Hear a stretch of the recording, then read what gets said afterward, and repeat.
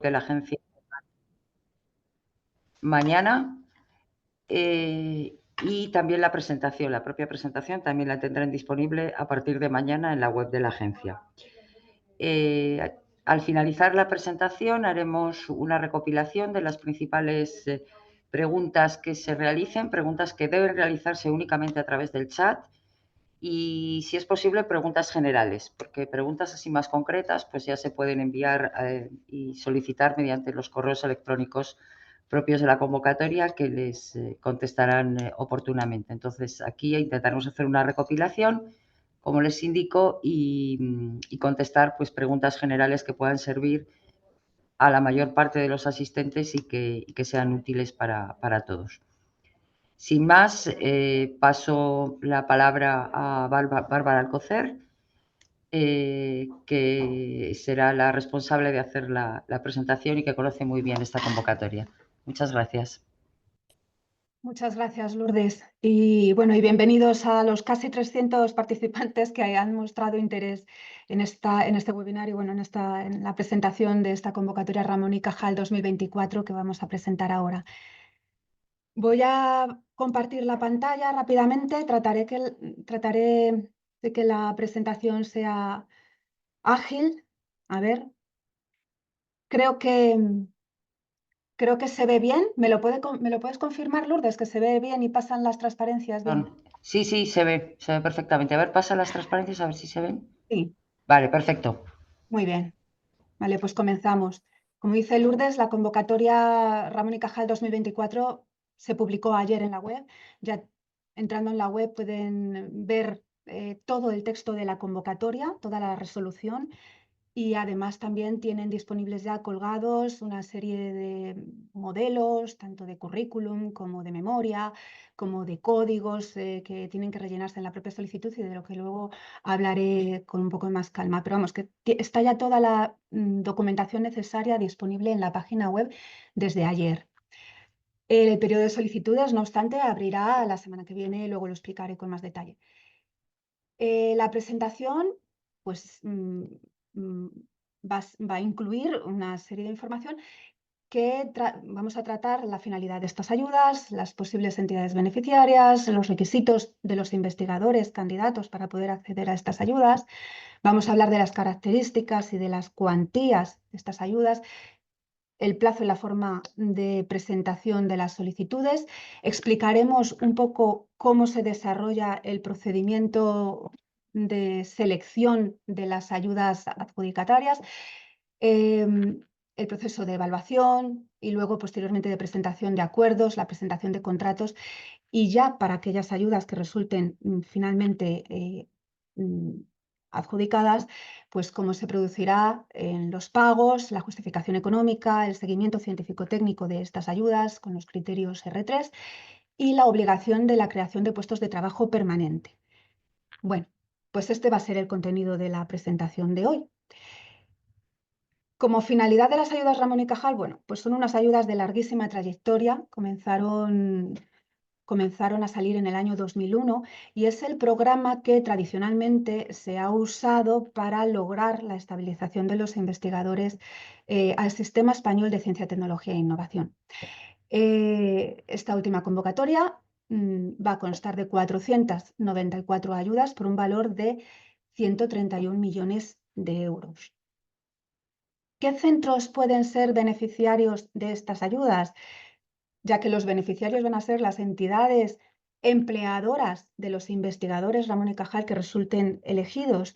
Bueno, pues posibles entidades beneficiarias son los organismos públicos de investigación, universidades públicas y universidades privadas, entidades e instituciones sanitarias tanto públicas como privadas sin ánimo de lucro, institutos de investigación sanitaria, centros tecnológicos de ámbito estatal y centros de apoyo a la innovación tecnológica, otros centros públicos de I+D, públicos, como digo, y a su vez también privados sin ánimo de lucro, siempre que tengan personalidad jurídica propia y tengan entre sus actividades recogidas en sus propios estatutos o en su objeto social la actividad de I+D+I.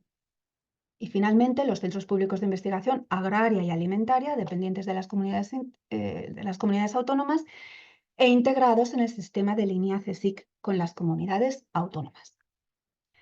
Esto en cuanto a los centros, pero muy principalmente porque seguramente que la mayoría, inmensa mayoría de las personas ahora mismo conectadas son posibles futuros investigadores Ramón y Cajal, vamos a hablar ahora de qué requisitos tienen que tener estos investigadores candidatos. En primer lugar, deben haber obtenido su primer doctorado entre el 1 de enero del 2014 y el 31 de diciembre del 2022.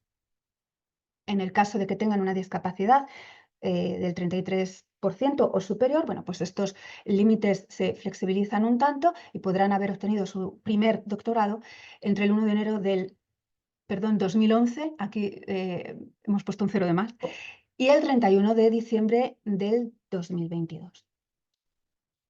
Estos límites, a su vez, en todos los casos, pueden ampliarse cuando en este intervalo de tiempo se han producido diversas situaciones que hayan dificultado la actividad investigadora de los candidatos. Pueden ser o bien incapacidades temporales, en tal caso el periodo se ampliará por la propia duración de la propia incapacidad temporal, se ampliará el mismo tiempo que duró la incapacidad temporal y luego se ampliará en casos de permisos, licencias, reducciones de jornada, excedencias en el caso de embarazos, nacimiento, adopción, guarda con fines de adopción, acogimiento familiar, riesgo durante la gestación, el embarazo, la lactancia o por situaciones análogas, así como otras razones de conciliación, cuidado de menores, familiares y personas dependientes o por razón de violencia de género. Bien, pues con carácter general se ampliará el mismo periodo justificado, pero en el caso de nacimiento, adopción y guarda con fines de adopción y acogimiento familiar, se ampliará el periodo en un año por cada hijo o por cada niño que esté en estas situaciones. A su vez, bueno, esta convocatoria recoge una reserva especial para atracción de talento, de la que luego hablaré un poquito más adelante, explicando bien en qué consiste. Principalmente consiste en que estas ayudas que entran en la reserva de atracción de talento van a tener una dotación económica un tanto mayor. Bien, pues en estos casos, para poder entrar en esta reserva de atracción de talento, será necesario que el vínculo profesional durante la etapa postdoctoral haya sido con organismos de investigación extranjeros, al menos desde el 1 de enero del 2022 y hasta la fecha de inicio de la presentación de solicitudes. Bien, es cierto que sí se permitirán algunos periodos sin vinculación entre diferentes organismos extranjeros de hasta 30 días en 3 meses consecutivos. Pero bueno, básicamente la idea es haber tenido una vinculación con organismos extranjeros, bueno, pues durante estos últimos años, desde el 1 de enero del 2022 hasta la fecha de inicio de presentación de solicitudes, que como digo será la semana que viene. Más requisitos, pues no haber sido beneficiario de una ayuda en convocatorias anteriores del programa Ramón y Cajal. Esto significa no haber estado en una lista de investigadores elegibles, no ser beneficiario de ayuda Juan de la Cierva Formación o de otras ayudas de Juan de la Cierva en las diversas modalidades que han existido en los últimos años, o al menos ser beneficiario, pero ya llevar un año de ejecución de esa ayuda Juan de la Cierva. Y este periodo se contabilizará desde la fecha de incorporación a la ayuda Juan de la Cierva hasta el 1 de junio del 2025 del año que viene. Si el 1 de junio del año 2025 llevan ya más de un año incorporados a la ayuda Juan de la Cierva, pues entonces sí se podrán presentar a esta convocatoria. Y finalmente, no presentar más de una solicitud a la propia convocatoria Ramón y Cajal, como es natural. Bueno, estas ayudas, ¿qué esquema desarrollan durante todo su periodo de ejecución? Son ayudas de 5 años, divididas en dos periodos claramente diferenciados, pero que son un tanto basculantes, vamos a decirlo así. Las ayudas pueden tener una primera fase que durará al menos 3 años, en el que la ayuda que ofrece la Agencia Estatal de Investigación es de 37.800 euros al año, exigiendo una retribución mínima bruta del investigador o investigadora de 36.000 euros al año. Se puede pasar a una segunda fase dentro de estas ayudas Ramón y Cajal, como máximo en los últimos 2 años, si antes del paso a esta segunda fase se obtiene el certificado R3, ya sea en el propio seguimiento del programa o en alguna otra de las convocatorias que publica la Agencia Estatal de Investigación para la obtención de los certificados R3. Bueno, pues en el caso de obtener un certificado de R3 con anterioridad, o pues con posterioridad, mejor dicho, a esos 3 años, se puede pasar a la fase segunda, donde aumenta la ayuda que ofrece la agencia y la retribución mínima exigida para estos investigadores, que será de 42.500 euros como retribución mínima. Requisito añadido es que el centro empleador del investigador o investigadora Ramón y Cajal, pues efectivamente nos remita la adenda al contrato con la modificación salarial hecha, y si se da esa circunstancia, se tiene el certificado R3 y obtenemos la adenda con la ampliación salarial, pues la agencia da una ayuda mayor en esta segunda fase. Como dije antes, en esta última convocatoria se van a otorgar 494 ayudas por un valor de 131 millones de euros, un poquito más. De estas casi 500 ayudas, 80 se reservan para la atracción de talento, 10 para aquellos investigadores e investigadoras que puedan entrar por el turno de discapacidad, con una discapacidad mayor del 33%, y 7 ayudas también se reservan en el turno INIA.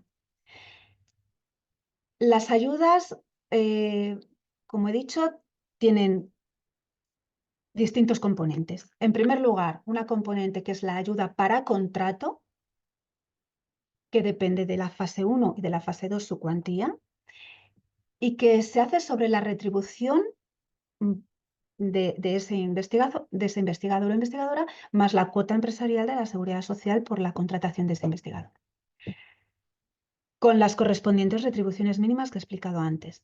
Y hay otro componente de las ayudas que es la dotación adicional, que es una ayuda que se dedica a gastos relacionados con la investigación de este investigador Ramón y Cajal, y que con carácter general tendrá la cuantía de 50.000 euros, y si se obtiene la ayuda dentro de la reserva de atracción de talento, esta ayuda de dotación adicional sube hasta los 100.000 euros, que podrá ejecutarse durante los 5 años de duración de la ayuda. Además, con esta dotación adicional se puede destinar una parte, concretamente hasta un 20% del importe justificado de esta dotación adicional, se podrá destinar a complemento salarial de los propios investigadores Ramón y Cajal. Muy bien.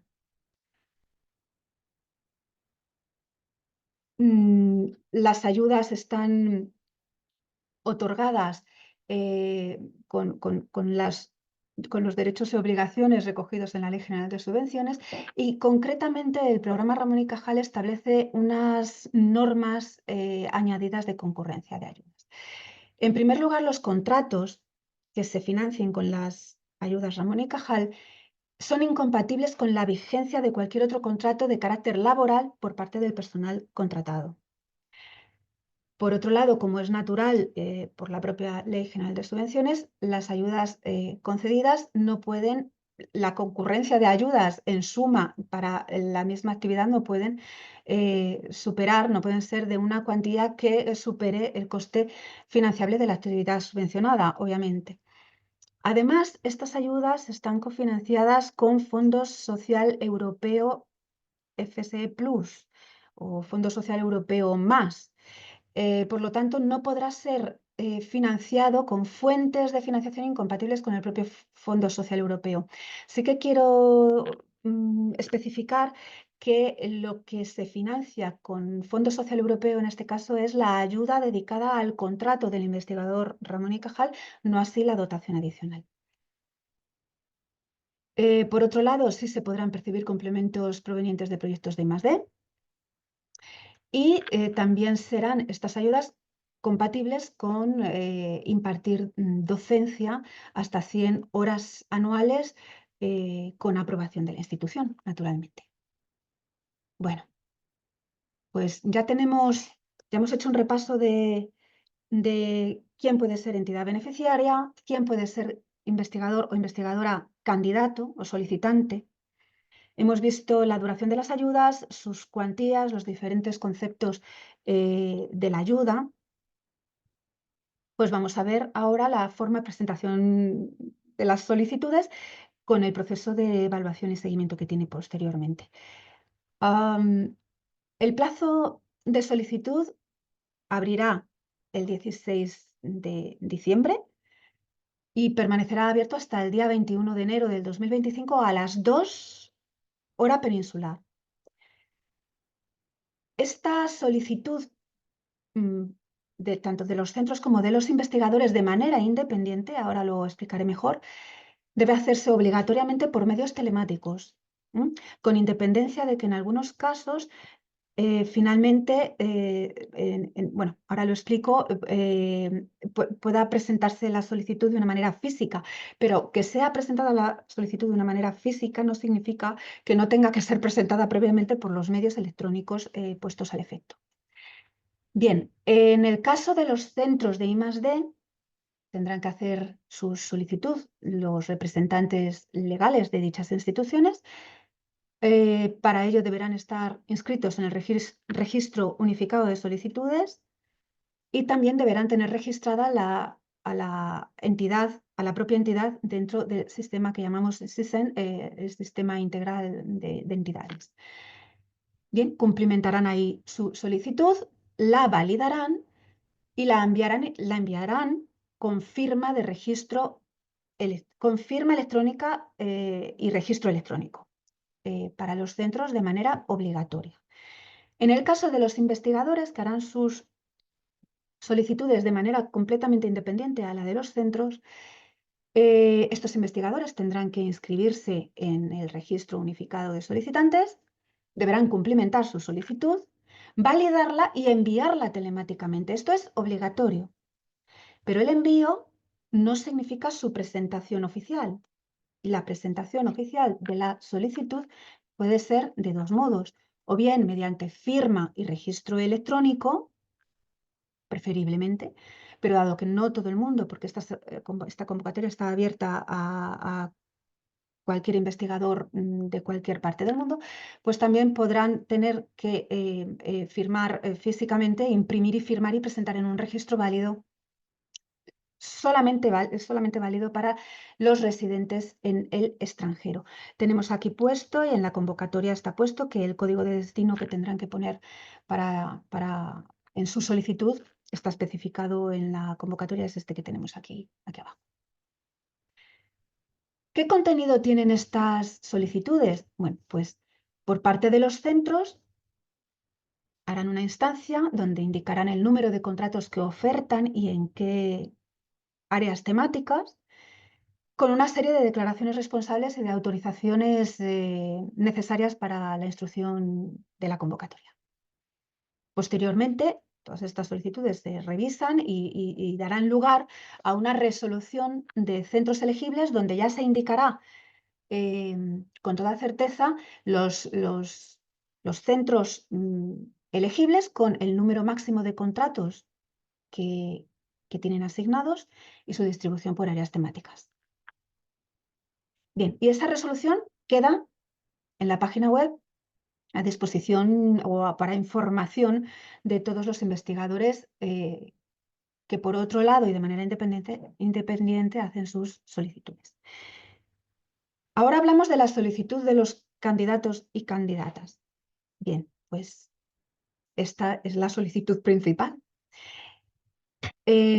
Consta de una instancia donde especificarán el área científico-técnica de su investigación, el turno en el que desean concurrir a las ayudas.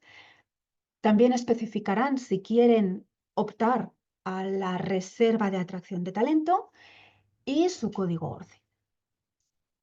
Deberán especificar, insisto, el turno en el que quieren participar, ya sea el turno general, el turno de línea o el turno de discapacidad, que son estos los 3 turnos que existen. En el caso de que quieran optar a la reserva de atracción de talento, que no es un turno porque es una reserva que entra dentro del turno general, bueno, pues si quieren optar a la ayuda superior de la reserva de atracción de talento, pues tendrán que especificar efectivamente que cumplen los requisitos para optar a esta mejora, especificando los periodos y los centros extranjeros en los que han estado contratados en los últimos años. Añadido a todo esto, adjuntarán también 2 documentos fundamentales sobre los que se va a hacer toda la evaluación científico-técnica de los candidatos en concurrencia competitiva, que son el currículum vitae abreviado.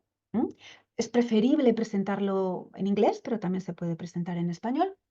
Y la memoria que incluya la trayectoria investigadora de este investigador.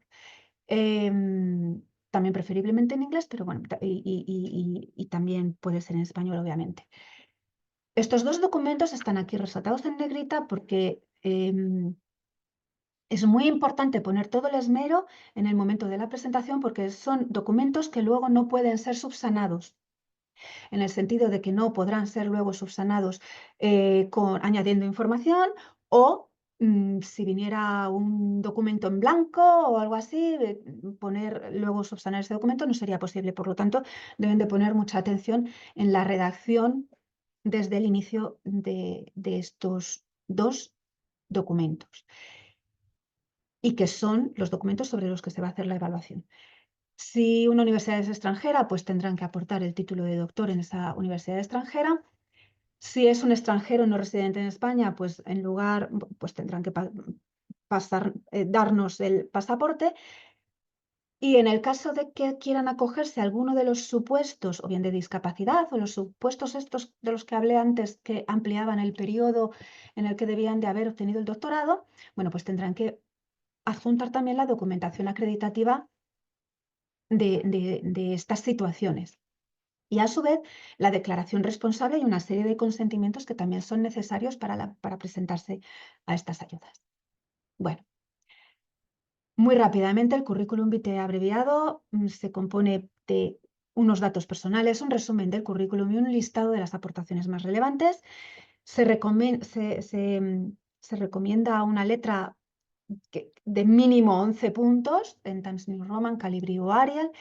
Los márgenes laterales tendrán que ser de 2,5 centímetros, los márgenes superior e inferior de 1,5, en fin, espaciado mínimo sencillo. Quiere decirse que, bueno, yo les invito a que lean con muchísima atención las instrucciones que se dan en la propia convocatoria, en la resolución de convocatoria para rellenar el currículum vitae y la memoria, que incluirá los propios datos de la solicitud, las aportaciones científico-técnicas de este investigador o investigadora,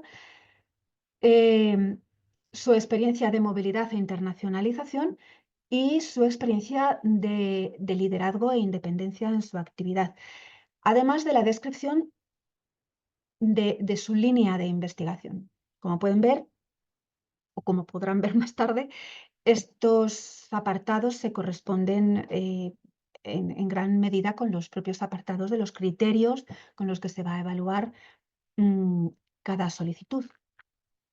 Bien, pues volvemos a explicar. Son 3 tipos de turno, 477 ayudas del turno general, de las cuales 80 entrarán en la reserva de atracción de talento, 7 ayudas del turno de línea y 10 ayudas del turno de discapacidad.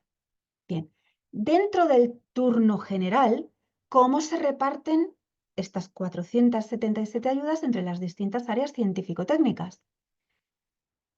para lograr una concurrencia competitiva dentro de cada una de las áreas y no entre áreas de muy diversa naturaleza.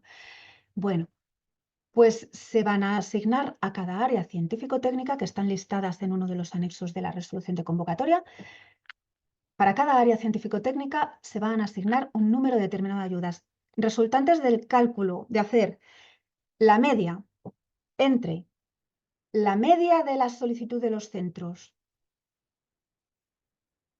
por áreas y la media de la solicitud de los investigadores por áreas. Ahí van a salir unos pesos de los que se van a hacer la media entre los centros y los investigadores.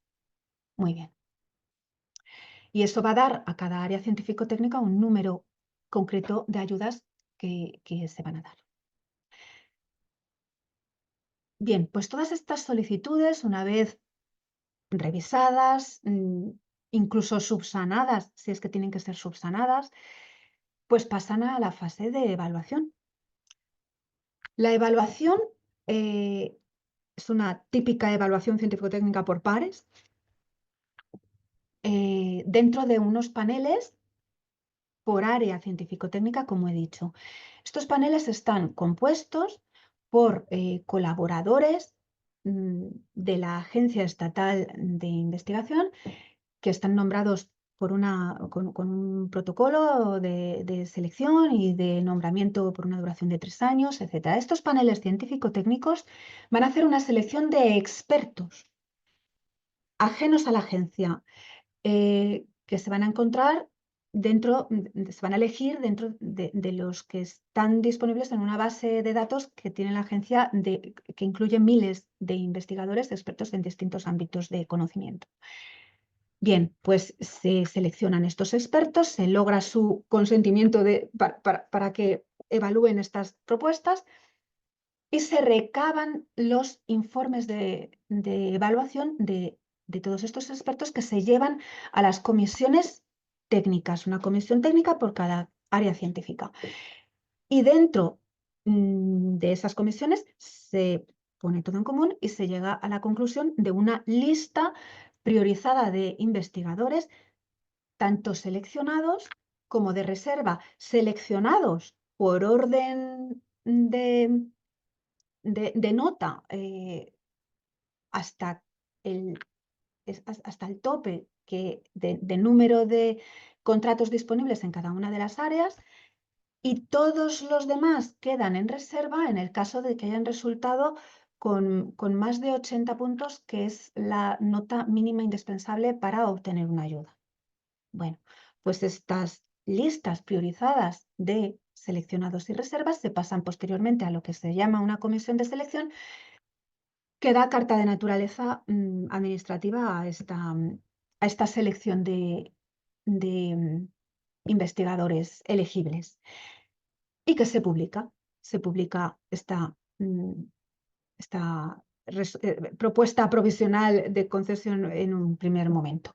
¿Con qué criterios y subcriterios se va a hacer todo este procedimiento de evaluación por parte de los expertos? ¿Con qué criterios? Bueno, pues como pueden ver, todos los criterios tienen que ver con el investigador o investigadora candidato, no de los centros, y todos los criterios tienen que ver con su trayectoria anterior, no lo que van a hacer a futuro, puesto que nos van a indicar una línea de investigación, pero no mucho más allá, y tampoco sabemos en este punto del procedimiento en qué centro se va a llevar la investigación. Por lo tanto, van a ser criterios relacionados con su trayectoria anterior, tanto sus aportaciones científico-técnicas, con 55 puntos, como su movilidad e internacionalización, con 20 puntos, y su capacidad de liderazgo demostrado, con 25 puntos. Como ven aquí, la puntuación para ser financiado tiene que ser de 80 puntos o más, por lo tanto entrarán como reservas todos aquellos que obtengan más de 80 puntos hasta la nota de corte de los que hayan entrado como elegibles según la disponibilidad presupuestaria que hay para cada una de las áreas. Quiero hacer aquí hincapié en una especial novedad de esta convocatoria, que no incluye gran novedad con respecto a la convocatoria anterior, pero sí en esto. Y es que Las solicitudes. Bueno, aquí la verdad que he puesto penalizaciones y suena muy mal, porque realmente no lo tendría que haber llamado penalización. En el caso de que una solicitud obtenga menos de 50 puntos, pues ese investigador no podrá presentarse en la convocatoria siguiente. No lo tenía que haber llamado penalización, puesto que realmente, bueno, pues a lo mejor en una convocatoria concreta no se llegan a los 50 puntos.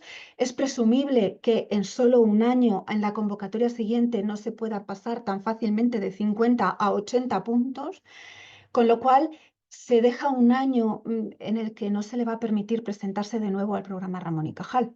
Pero bueno, los investigadores están en un estadio de resultados y de trayectoria que puede ir variando con el tiempo y posteriormente sí que podrán presentarse. La próxima presentación que hagan no lo llamaré penalización en este caso. Sí lo llamaría penalización en el segundo de los supuestos. Y es que las solicitudes que fueran excluidas por motivo de falsedad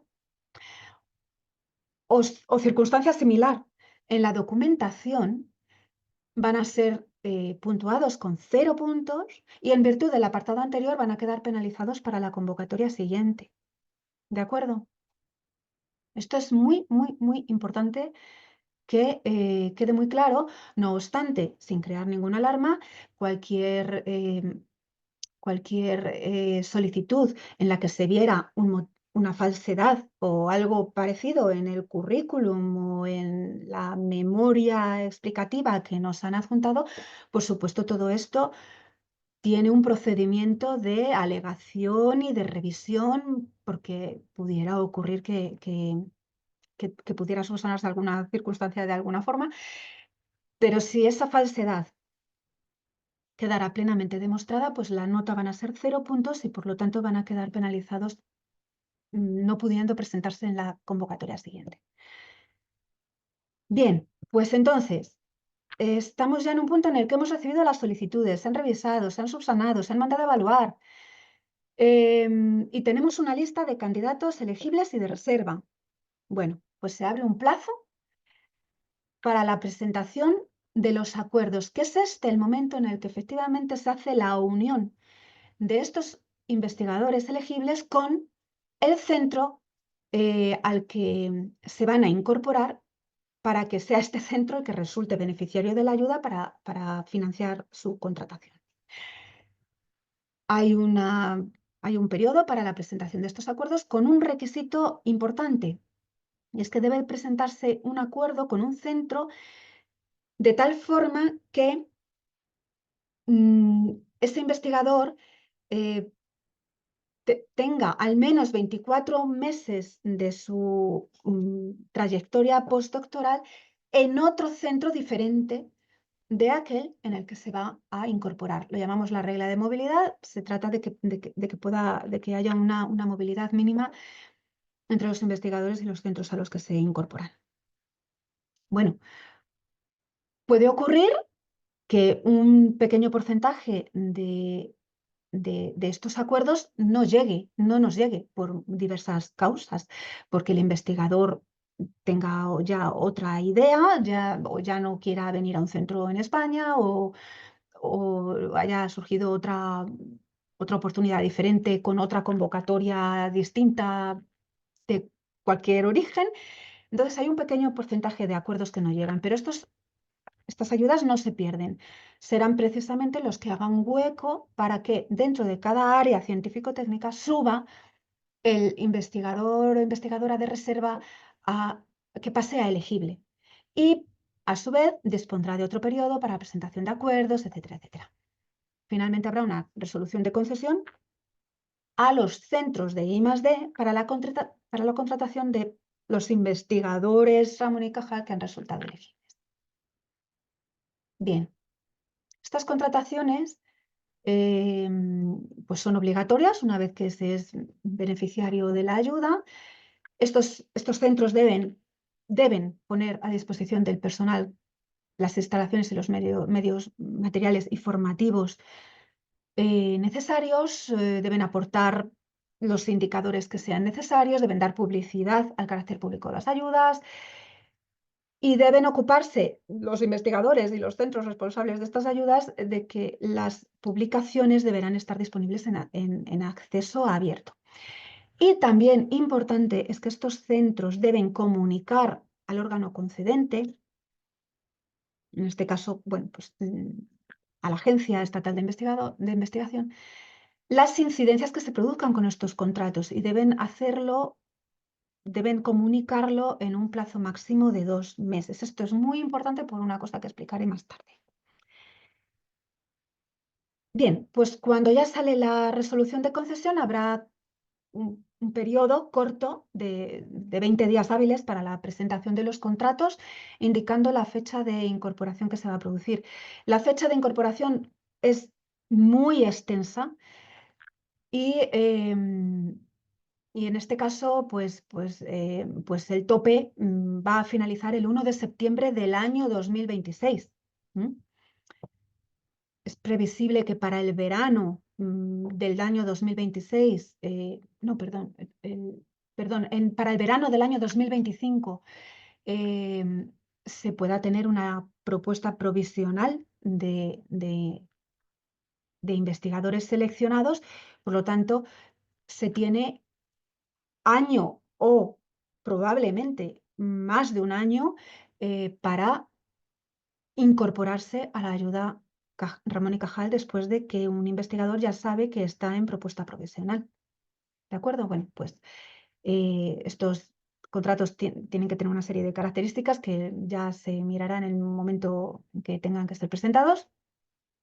Y estas ayudas pues se van pagando anualmente con una serie de condiciones, principalmente la cuarta anualidad, el pago de la cuarta anualidad está condicionada a la valoración positiva del informe de seguimiento intermedio, ¿de acuerdo? Como cuestión. Bueno, a ver, la justificación económica de estas ayudas se hará por cuenta justificativa simplificada, que esto incluye una memoria científico-técnica y además unas fichas justificativas, la relación de otros ingresos y ayudas concedidas para la misma actividad y la acreditación del reintegro de remanentes no aplicados. Esta memoria económica tiene que presentarse anualmente 3 meses desde la fecha en que se cumple cada una de las anualidades. Y seguimiento científico-técnico. Esto es importante sobre todo para la cuestión de la obtención de los certificados R3 que están disponibles en el propio seguimiento del programa Ramón y Cajal. Como probablemente sepan las personas que están ahora mismo escuchando, la Agencia Estatal de Investigación periódicamente publica una serie de convocatorias para la obtención de certificados R3 con unos requisitos de participación. Bueno, pues además de esas convocatorias, los investigadores Ramón y Cajal podrán obtener también su certificado R3 insertos dentro del propio seguimiento científico-técnico del propio programa, dado que el seguimiento del programa se hace con criterios R3, pues si se cumplen los mínimos para obtener el certificado, obtendrán el certificado. Como pueden ver, el informe intermedio se debe presentar durante los 3 meses siguientes a la finalización de la segunda anualidad.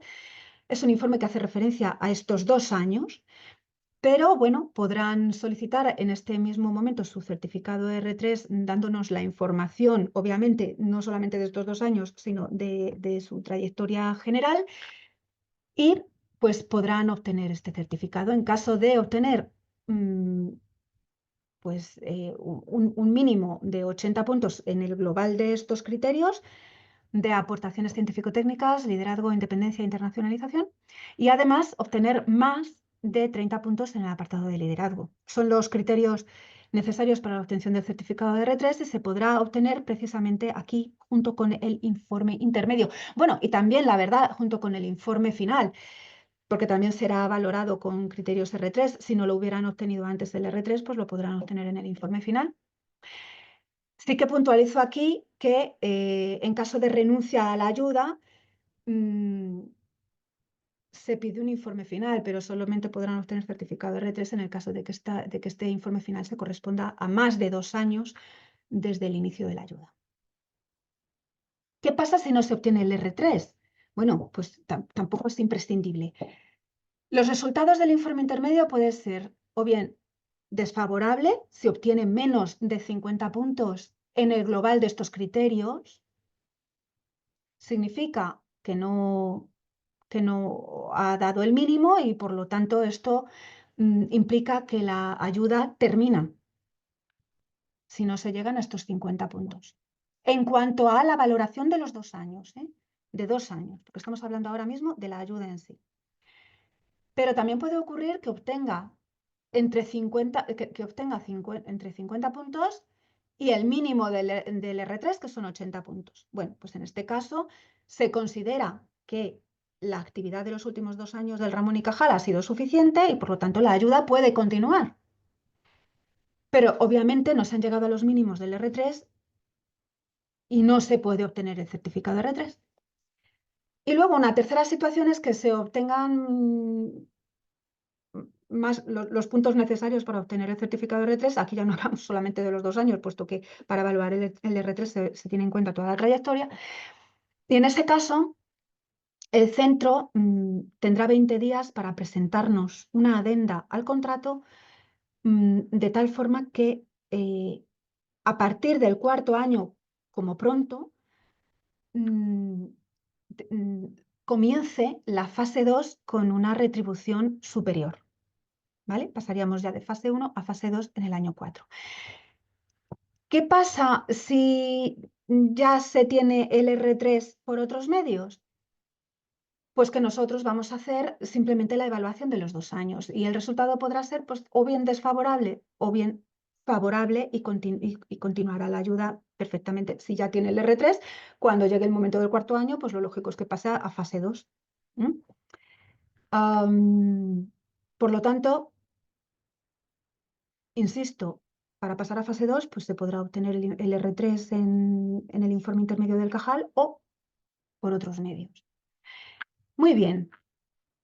Pues nada, opcionalmente se les podrá convocar a jornadas de seguimiento. Bien, continuamos. Esta convocatoria incluye la obligación de creación de un puesto de trabajo permanente con una serie de requisitos. Para estos en principio, los requisitos adaptados a los propios investigadores Ramón y Cajal que han obtenido las ayudas. Aunque lógicamente en centros públicos los procesos son abiertos, en concurrencia a su vez, y estos puestos pues luego serán obtenidos por quien sean obtenidos, pero al menos los investigadores Ramón y Cajal nos garantizamos que tendrán la opción a concurrir a estos puestos de carácter permanente, puesto que se crearán estos puestos de carácter permanente por parte de los centros. ¿Vale? Por tanto, en el informe final en el informe final del que hablaba anteriormente, aquí, al final del 5.º año, que hay un informe final que se presentará 3 meses tras la finalización de la 5ª anualidad, pues en ese informe final el centro deberá presentar a la agencia la documentación acreditativa de la creación de estos puestos de trabajo permanente, que deben de ser creados en el mismo área científico-técnica de la ayuda otorgada y que debe ser creado tras el resultado del informe intermedio y antes del final de la ayuda. La creación, aunque luego la cobertura de esta plaza se pueda dilatar más allá en el tiempo. Si no existe creación de estos puestos, pues el centro de I+D se expone al reintegro de la 5ª anualidad. Bueno, muy bien. Muy rápidamente, porque esto ya son cuestiones relativas a una ayuda activa. El programa Ramón y Cajal permite el cambio de centro, son ayudas muy largas, son ayudas de 5 años, en 5 años pueden pasar muchas cosas en los centros de acogida y el programa permite el cambio de centro, no hay ningún impedimento, dado que, como habéis visto anteriormente, todos los criterios de selección hacían referencia al investigador y, por lo tanto, el investigador podría cambiar de centro con su ayuda Ramón y Cajal, obviamente a un centro que pueda ser elegible, un centro radicado en España, Bueno, y que cumple todos los requisitos necesarios para ser beneficiario de ayuda pública. Y Por otro lado, en estas ayudas también tan largas y tan directamente vinculadas al investigador concreto Ramón y Cajal, pues las circunstancias que puedan producirse a lo largo de la ayuda, me estoy refiriendo a incapacidades permanentes de más de 2 meses, o gestación, embarazo, riesgo durante la gestación, el embarazo, la lactancia, nacimientos, maternidades, en fin, toda esta serie de circunstancias, incluidas razones de conciliación y cuidado de familiares y personas dependientes, excedencias por cuidado de hijo y violencia de género. Todas estas circunstancias durante la duración de la ayuda pues podrán dar lugar bajo solicitud conforme al procedimiento que tiene que hacerse, podrán dar lugar a una interrupción de las ayudas y su consiguiente prórroga de las ayudas. Bueno, pues estas interrupciones deben comunicarse en un plazo máximo de 2 meses desde el hecho causante de la interrupción. Y esto es muy importante que se cumpla porque si no, no nos es posible la prórroga de las ayudas. Y como nota especial pongo aquí que también el programa Ramón y Cajal permite estancias en otros centros de I+D durante los 5 años de la ayuda, que con carácter general se gestionan dentro de los propios centros, pero que si son de larga duración, como de más de 12 meses, pues entonces sí que deberán ser solicitadas para recabar la autorización para ello. Bueno, pues aquí aquí termino. Espero que, bueno, si no ha quedado algún punto claro, ahora hay un turno de preguntas para poder aclarar alguna cosa. Y sí que pongo aquí el enlace a los formularios de consultas generales donde se van a recibir las consultas relacionadas con las solicitudes de esta convocatoria que abre el plazo de manera inminente del 16 de diciembre. Gracias. Muchas gracias, Bárbara. Bueno, pues como les comentaba al principio, vamos a hacer una recopilación de algunas de las preguntas más generales que se han ido haciendo por el chat y bueno, y Bárbara intentará contestar. Entre Joaquín y Rocío han hecho esa recopilación.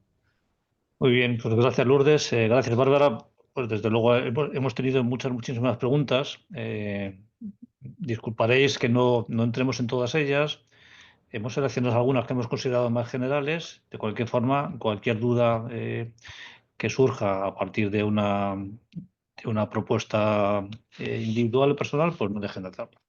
Entonces, bueno, entre las preguntas que hemos seleccionado, hay un investigador que nos dice que ya tiene el R3 y que si por tanto podría optar al segundo tramo del salario de Ramón y Cajal. Puede optar desde el 4.º año. O sea, la segunda fase dura como máximo 2 años, los 2 últimos años. Y también es necesario que el centro nos pase la adenda con la ampliación de su salario, obviamente.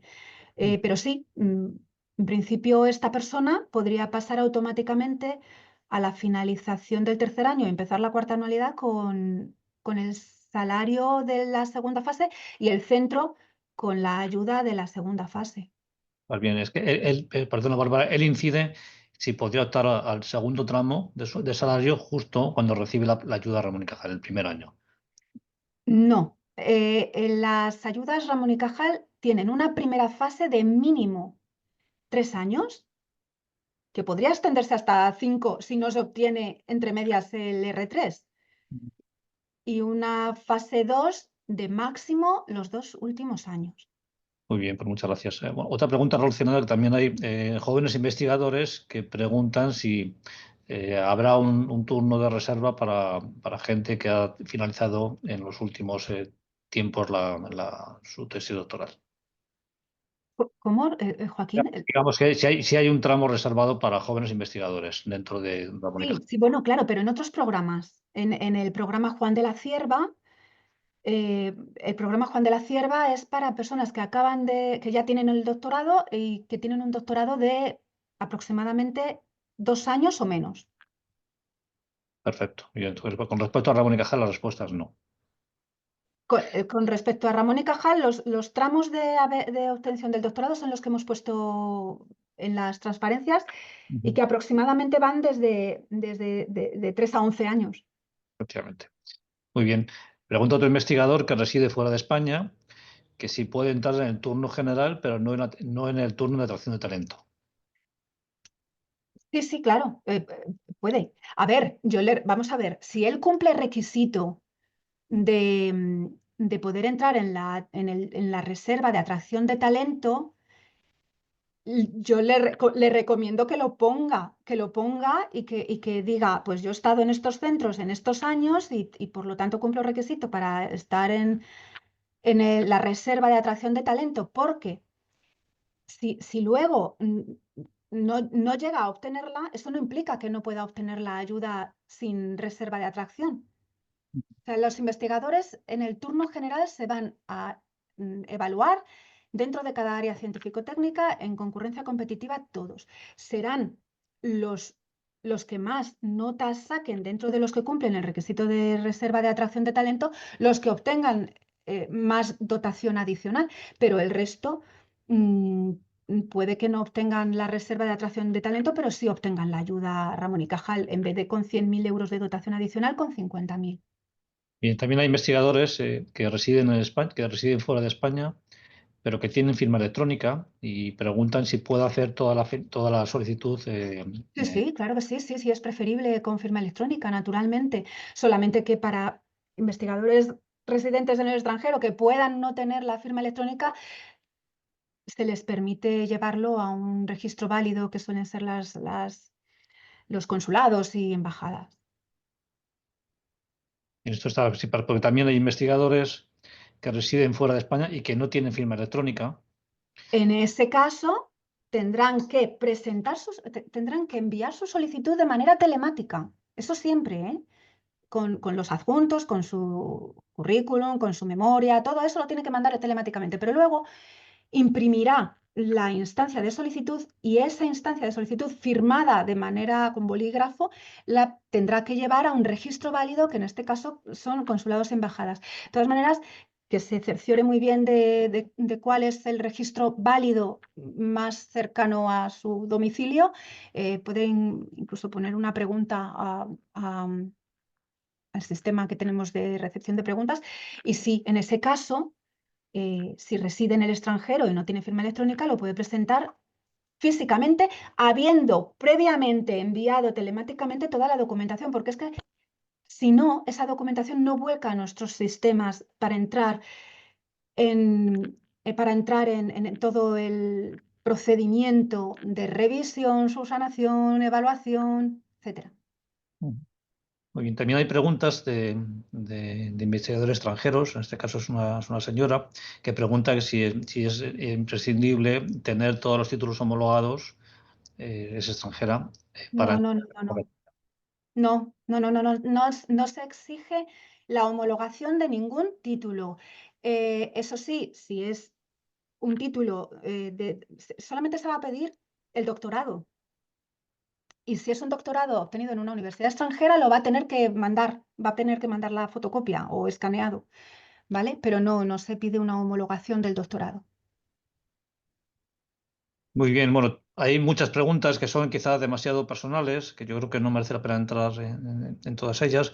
Bueno, también hay otra bueno, que inciden en lo mismo y es sobre si es necesario contactar con el centro donde se desea hacer donde se desea trabajar con una ayuda Ramón y Cajal y también cómo se distribuye el número de plazas en función de la demanda de los centros.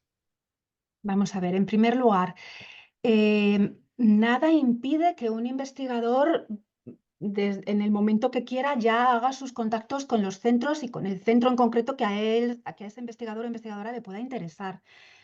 Nada lo impide. Puede hablar con el centro y decir, pues estoy pensando presentarme a Ramón y Cajal, qué opciones tendría aquí y valorar. Eso no significa, pero el procedimiento es completamente independiente. La solicitud del investigador se va a valorar por los méritos del investigador y va a resultar elegible por sus propios méritos con independencia de a qué centro vaya a ir. Porque como podéis como hemos visto, es ya después de resultar investigador Ramón y Cajal elegible cuando se va a abrir un periodo de 20 días para la presentación de los acuerdos. ¿Pueden haber tenido contacto previamente antes de estos 20 días? Por supuesto que pueden haberse puesto en contacto antes. No obstante, en estos 20 días es el momento en el que tienen que ya formalizar esos acuerdos para mandarlos a la agencia. De hecho, la agencia, junto con la relación de investigadores elegibles y de reserva, publica los datos de contacto de todos los centros que han ofertado plazas para facilitar la puesta en contacto de los investigadores con los centros. ¿Pero pueden contactar antes? Sí, perfectamente. Y en la segunda pregunta, creo recordar que has hecho, preguntabas que cómo se hace la asignación de plazas entre los centros.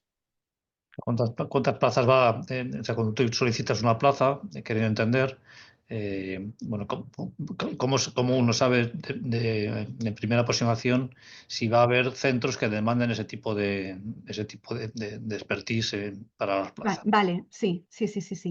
A ver, es verdad que la solicitud de los centros que se recibe al principio del todo, bueno, ahora en breve, estos centros nos van a decir, pues nosotros ofertamos tantos investigadores en esta área, tantos investigadores en esta otra área, y hacen una oferta por áreas. Normalmente esa oferta es mayor que la de los contratos que luego se suscriben. Entonces no suele haber, bueno, de hecho es que nunca, ningún año se ha producido que haya una dificultad en que luego un investigador quiera en un centro y de un área concreta.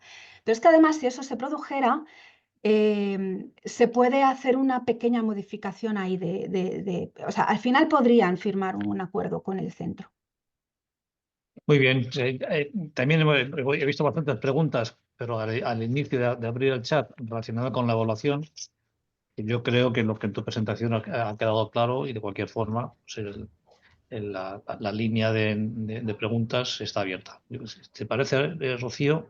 Vale, sí, continúo yo un poco con el tema de la movilidad. La movilidad también ha generado algunas cuestiones relativas a la movilidad. Bueno, hay algunas personas que preguntan que si tienen una Juan de la Cierva Incorporación, que están ahora, que si pueden presentarse a una Ramón y Cajal con el mismo centro, o si han tenido, bueno, eso por un lado, ¿no?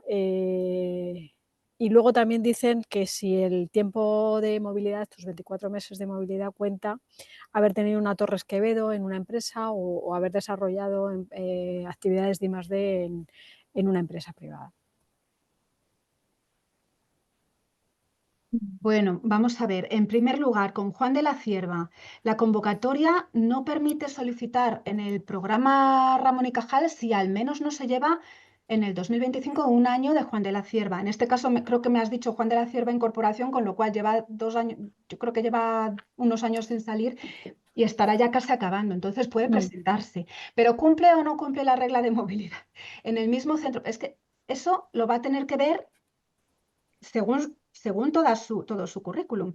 Si quiere pedir una ayuda, si quiere incorporarse en el propio centro en el que está estudiando la Juan de la Cierva, tendrá que ver si aún así tiene 24 meses en otro centro distinto, porque va a exigírsele que el centro en el que entre cumpla que al menos 24 meses haya estado en otro centro. Pero ojo, puede ser otro centro o varios centros y de manera continua o discontinua, que en total sume, aunque sea a trocitos y en distintos centros, que sume los 24 meses en un centro distinto de aquel al que se va a incorporar con la Ramón y Cajal. Eso por un lado. Y luego, si la experiencia es, a ver, la verdad que me ha pillado un poco de sorpresa el haber podido realizar su estancia en otro centro, en un centro. A ver, si desde luego si ha sido con un Torres Quevedo, yo entiendo que sí, aunque preferiría que lo contestara el equipo de personas que revisan este aspecto de la movilidad. Y lo dejo un poco en barbecho, pero desde luego una ayuda una ayuda a Torres Quevedo es para un doctor en una empresa y yo entiendo que puede entenderse como periodo de movilidad. Lourdes, no sé si tú esto lo tienes claro, no sé si esto se habrá producido alguna vez. Tampoco Pues la verdad es que profesionalmente. no soy consciente de que se haya producido ninguna vez, pero yo entiendo que sí, que igual que lo tenemos en cuenta en la evaluación, pues entiendo que también se podrá tener en cuenta en la elegibilidad. No obstante, lo pondremos en las preguntas frecuentes, por si Sí, acaso, muy buena y así lo pregunta. aclaramos mejor. Sí, por eso, mejor lo aclaramos con el equipo que hace esta Sí. revisión específica y se incluye en preguntas frecuentes. Vale, con respecto a la movilidad también decían que si cuenta el periodo predoctoral o postdoctoral. No, es postdoctoral. Postdoctoral. 24 meses en otro centro postdoctoralmente. Y no tiene que haber sido, o sea, tiene que 24 meses en el total de su experiencia o de su recorrido postdoctoral, ¿no? Vale. Exacto. Pueden ser seguidos o a trozos y en un solo centro o en varios centros. Vale, otra cuestión que lo han preguntado a varias personas es que si optan por la modalidad de atracción, si se quedan fuera, si pasan al turno general. No. A ver, no. O sea, ellos van a ser valorados dentro del turno general, ¿vale? Con independencia de que hayan pedido reserva de atracción o no. Ellos van a ser valorados en el turno general y quedarán elegibles o de reserva, independientemente. Ahora bien, si hay, imaginaos, en un área hay para 3 reservas de talento, de los que cumplan el requisito de reserva de talento se cogerán los 3 con nota más alta, pero eso no afecta al resto. Vale. Creo que Ok. era esa la pregunta. Sí. Luego, hablando del tema del R3, ¿no? Ya Joaquín ha hecho una consulta relativa al R3. También dicen que si tienen el R3 ya, que si tienen que hacer una evaluación intermedia o tienen que volver a someterse a evaluación. Vamos a ver. La evaluación intermedia del programa Ramón y Cajal es necesaria para el seguimiento de la ayuda Ramón y Cajal. Entonces, tengan el R3 o no tengan el R3, la evaluación intermedia y la final son obligatorias en el programa Ramón y Cajal porque necesitamos hacer un seguimiento de esa ayuda. Ahora bien, aprovechando el informe intermedio y aprovechando el informe final, que se valoran con criterios R3, pues en el caso de los investigadores que tengan más la nota necesaria para obtener el certificado R3, pues se les va a dar, naturalmente se les va a dar. Pero si ya lo tienen el certificado R3 por otro lado, pues se les hará el seguimiento intermedio correspondiente a los 2 años de ayuda que llevan, porque es necesario el informe intermedio, el seguimiento intermedio. Y se les hará el informe final, o tendrán que someterse, digamos, al seguimiento del informe final correspondiente a los 5 años de la ayuda, porque son los 5 años de la ayuda del programa Ramón y Cajal, Vale. aunque ya tengan el R3. Ok. Vale, y luego respecto a la creación del puesto de trabajo de carácter permanente, preguntan, bueno, una investigadora pregunta que si ha desaparecido los 100.000 euros para la creación del puesto de trabajo de carácter permanente. Y luego también preguntan qué pasa si el Ramón y Cajal no obtiene la plaza que el centro ha publicado. A ver, efectivamente, confirmo que desde hace, no sé en esta convocatoria, desde hace unas convocatorias, la ayuda de 100.000 o 100 y pico mil euros que se daba al centro por la creación de las plazas ya no se da. En parte porque surgió otro programa que se llama Consolidación Investigadora y que daba una ayuda de similar cuantía como incentivo para la creación de las plazas. Eso por un lado. ¿Y cuál era la segunda pregunta? Sí, ¿qué pasa si el Ramón y Cajal Ah, no obtiene la plaza que sí. convoca el centro? Sí. El programa Ramón y Cajal es que, claro, solo podemos garantizar a los investigadores Ramón y Cajal que van a poder concurrir a una plaza de carácter estable. Pero las plazas en organismos públicos, al menos, en organismos públicos, pero luego la convocatoria sí que permite a otros organismos privados sin ánimo de lucro que podrán jugar con otras normas, pero los organismos públicos, todas sus plazas tienen que ser abiertas, públicas y otorgarse en razón de mérito, capacidad, de independencia, tal. Con lo cual, siempre hay una posibilidad, efectivamente, de que se presente un investigador con mayor mérito y capacidad que el propio Ramón y Cajal. Es extraño, o sea, yo intentaría que, o sea, una persona que ha obtenido una ayuda de Ramón y Cajal tienen un nivel extraordinario. No es muy fácil que se la gane otro, pero ¿puede pasar? Bueno, pues puede pasar. Lo que garantiza la ayuda, las ayudas Ramón y Cajal, es que esta creación de plazas sean del mismo área científico-técnica que la que tiene el investigador Ramón y Cajal, que eso ya delimita un poquito las posibilidades de que no la obtenga. Y además una plaza creada con posterioridad al informe intermedio donde puede obtener el R3. Quiere decirse que van a poder concurrir a la plaza que se cree con su R3. O sea, en principio yo trataría de que hubiera más tranquilidad en este aspecto, porque puede pasar, bueno, puede pasar. Llevamos mucha experiencia con el programa Ramón y Cajal y es muy extraña la ocasión en la que esto pasa. Vale. Bueno, pues hay muchas dudas, pero bueno, más o menos este es el compendio general. Si no os importa, sí que veo que se repiten mucho los temas de evaluación. Entonces, si queréis, pues lo cuento un poco más, ¿no? O me detengo un poco más. A ver, se pregunta si hay una ponderación y si se tiene en cuenta la edad o el momento de la lectura de la tesis para la evaluación. Sí que se tiene en cuenta.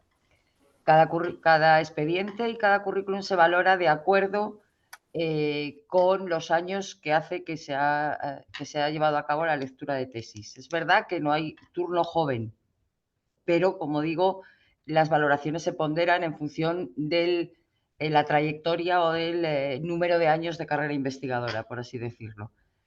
También hay muchas preguntas relacionadas con el tema de la línea de investigación y del tema del liderazgo. En la convocatoria se pueden ver los descriptores y qué es lo que se evalúa en cada uno de los apartados. Y en concreto, en el tema del liderazgo, pues se tiene en cuenta no solamente el que haya podido dirigir proyectos de investigación, tanto nacionales como internacionales, como autonómicos, etcétera, sino que lidere líneas de investigación, haya liderado grupos de investigación y también se tiene en cuenta la independencia en cuanto a la nueva línea que se plantea. Y no sé si se me olvida algo más de las cosas que han estado... otra cosa que creo que es importante y que creo que todo el mundo tiene que tener en cuenta, que se ha comentado en algún momento, que hay distintas valoraciones en función de la convocatoria, y es que las valoraciones no son absolutas, sino que son relativas y dependen del número de la calidad del resto de las solicitudes que se presentan en cada convocatoria. Con lo cual, es posible que una persona tenga, pues no sé, un 75 o un año y al año siguiente tenga un 74 o un 70, porque, bueno, pues ha habido distintas calidades en las solicitudes presentadas. También se han preguntado varias veces por el porcentaje de éxito. Pues eso depende del número de solicitudes que se hayan presentado. El año pasado se presentaron 3.000 y pico y teníamos el mismo número de ayudas que este año, 494, ¿no? Y entonces, bueno, pues depende del número de solicitudes. El número de ayudas es fijo y las solicitudes es la que cambia. Vale, bueno, no sé si... Muchísimas gracias a todos, tanto a Rocío como a Joaquín como a Bárbara. Y bueno, yo como estoy más metida en temas de evaluación, quería aclarar estos tres puntos que he visto que se mantenían y se mantenían y se mantenían. Bueno, pues muchísimas gracias por la atención y por estar presentes en este webinario. Y bueno, les deseo muchísima suerte a todos los posibles solicitantes y candidatos. Les repito que tanto el webinario como la presentación estarán disponibles mañana en la página web y yo les he incorporado en el chat la dirección para acceder a la convocatoria y a todos los datos de la convocatoria en nuestra página web, y allí también pueden encontrar la dirección de correo electrónico donde hacer las preguntas más concretas. Entonces, muchísimas gracias a todos y mucha suerte. Y feliz Navidad, ya. Feliz Ya que Navidad estamos. y muchas gracias.